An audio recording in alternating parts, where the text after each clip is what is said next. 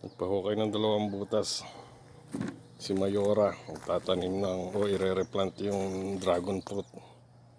4 yata, 5 halaman ng dragon fruit nasa paso. Lilipat niya dito. Yung tinanim kong avocado, Diyos ko, parang, pero sabi ni Mayora hindi naman daw yan mamamatay. Naglagas lang ng dahon, buhay daw yan.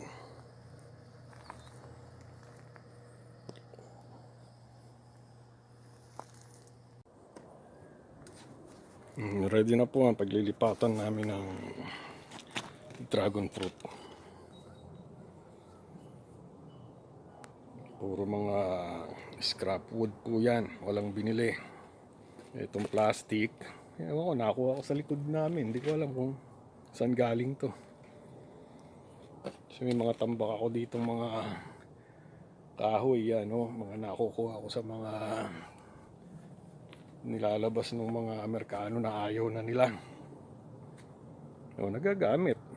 Kasi bibili ka niya, magkano yan?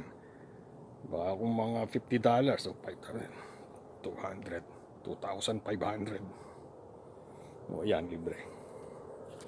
Kaya lang yung avocado mukhang mamamatay. Sana naman hindi.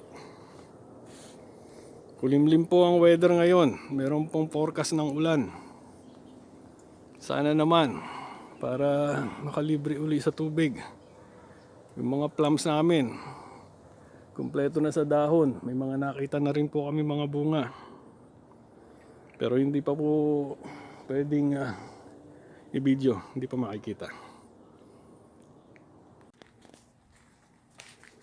Ito po yung mga dragon fruit na ililipat namin doon sa ginawa ko. Yan, mga 1 taon na yata ito na andito eh. Sabi ng asawa ko 3 daw. Yan pa yata isa.